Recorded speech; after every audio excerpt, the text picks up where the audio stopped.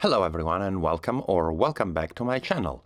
While I was preparing my video about additive synthesis in ZebraLabs 3 and interesting applications of it, this happened.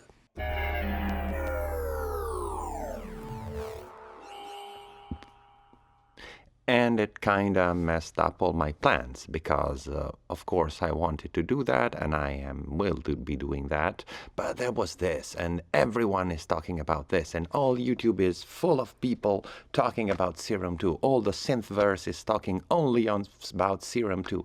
It seems like it's the most incredible change in the world of music production since the discovery of fire, so some say. Now, I will not be making a video about Serum 2, explaining you things you could find in the manual, and mostly things I haven't found in the manual yet, because I'm reading it. It's long, massive manual. There's a lot of documentation to study, and a lot of time to make sense of what's what on this synth, which is why I'm not making a video explaining you all about the new features which you can find in the manual or in a gazillion other videos which have been published. My purposes are way more futile. See, among all the things that are being said about Serum 2, I stumbled upon a discussion on a social media page in Italian, which was saying something like this. Yes, because this synth, Serum 2, you know, it is very cold and digital. It cannot possibly sound like a decent analog emulation. It sounds cold and digital. It is fake and plasticky, and I cannot really make good sounds with it. So, there is no question it can sound cold, digital, weird, and strange. That's what even the old Serum could do very well, and this, with the new features which I will not be discussing today, it can definitely do it very well. Well, that's no surprise. But can it sound somehow as an, I wouldn't say convincing analog emulation in the world of today's plugins? Can we reliably use these filters for something more old school? Why should we? I mean, I can't really wonder why, but can we? So we have our horribly digital Serum 2.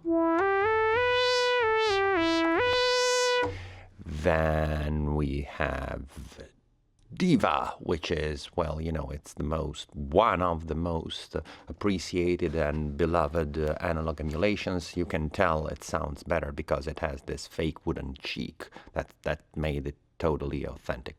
No, I'm joking, of course. It's really an amazing synth. I suppose you all know. I don't need to tell you. Then we have my old friend we talked about a lot, SurgeXT here, which is being again programmed in a way to be somehow reminiscent of a Minimoog as was programmed Diva, and as it is here. I'm only making some simple one oscillator patches, having this the best emulation of they can give me of a Minimoog sawtooth, the best emulation they can give me of a Minimoog filter. And I'm forgetting obviously the fourth and final member of this for contendant is Pigments, of course. Of course, Pigments has these amazing filter emulations from all this is the Minimoog V emulation, is it? Yes? And, well, and it's also another, I suppose, very well appreciated and respected analog emulation. So, what are we going to do here?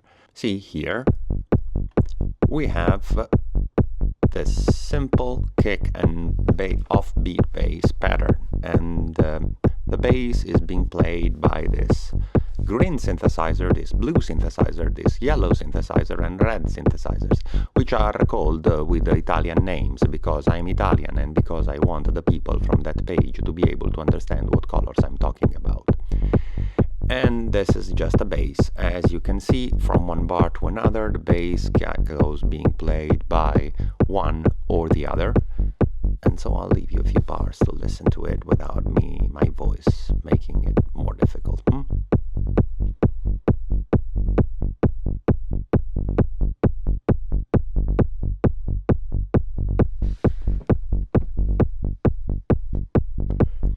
So, to make things more interesting or more complicated, however, we can also listen to a lead.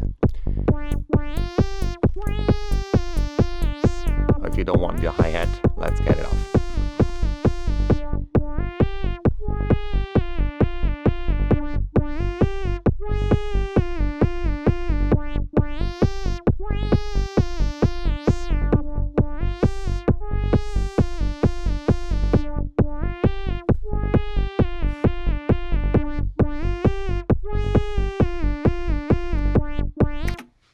Now, it is quite easy if you listen to it carefully with a decent enough listening apparatus that one of them is quite different from the others, and you can recognize the same artifacts you can hear in that in both the bass and the lead if you listen carefully. To be honest, the other three, I have a very hard time telling them apart. I mean, I can tell them apart because I made them and I remember which is which, but if I'm not really there in front of it and listening, I have a hard time myself telling which is which. So the question is, am I deaf? Have I blown out my ears and I'm capable of discerning a good sound from a not good one, hearing the horrible and obvious digital artifacts that are there, or are those people chasing, snake oil, gold-plated USB plugs or things like that and somehow talking about nothing? Well, let me know what you think in the comments. That's the point of this video. I'm really curious to know what it is, just even for purely diagnostic purposes as far as my hearing is concerned. So in order to make this test more interesting, I will take some time before giving you the answers, what the correct answers are, but please give me a bunch of responses because I want to, as much as I can, have well, I wouldn't say a statistically significant response about this. If you have no clue, well, just tell me you have no clue. Having no clue is something. Now, I'll surely be talking about Serum 2 for plenty of time. There's a lot of things to say about it. I'll just need some time, to know what I'm talking about, to finish going through that manual and making sure I have something of value to give you about this, but it won't take long. I just need to point out one thing. This synth was free. No, I mean, it's not free, of course. It's you need to have bought Serum, but I mean, who hasn't? And the amazing thing about this that makes me think also about all those wonderful analog machines we have and worship is that this, I spent not very much for Serum some years ago, and now the synth I bought has grown a bunch of other LFOs, has grown more envelopes, one more oscillator or another filter, has grown FX buses, has grown mod remapping, has grown audio rate modulations all around. And, I don't know how many of you have a hardware synth that just did that. I mean, the last hardware synth I remember, which had massively important updates, which really somehow changed what the instrument was the Virus TI.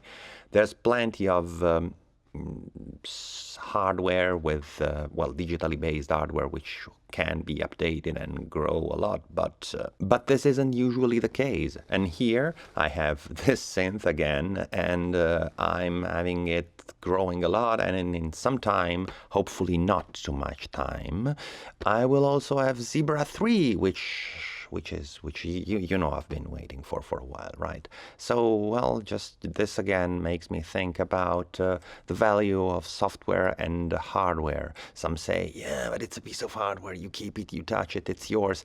This is mine. This synth, I mean, I have it, I can play it, and even if I break my computer, I will still have my account and be able to download it on anything else. It will grow more polyphony if I buy myself a better computer. So what I'm saying in all this rambling is thank you, Steve Duda, and yes, give the guy a tip when you download this. I mean, it's really amazing, and thinking that, well, you can have it for free, but seriously, throw the man a dime. It definitely deserves it. Huh? All this said, thank you very much for your attention. Since you've been following this long, I feel I can safely ask you to subscribe. You clearly like to hear me talking about synths, and you will enjoy doing it again, will you? And also, please don't forget to leave me a comment. Let me know if it's me being deaf or some other people being paranoid. I would really be curious to know. Then, thanks again for your attention, and see you soon, yes, in a video about additive synthesis in ZBruLab 3.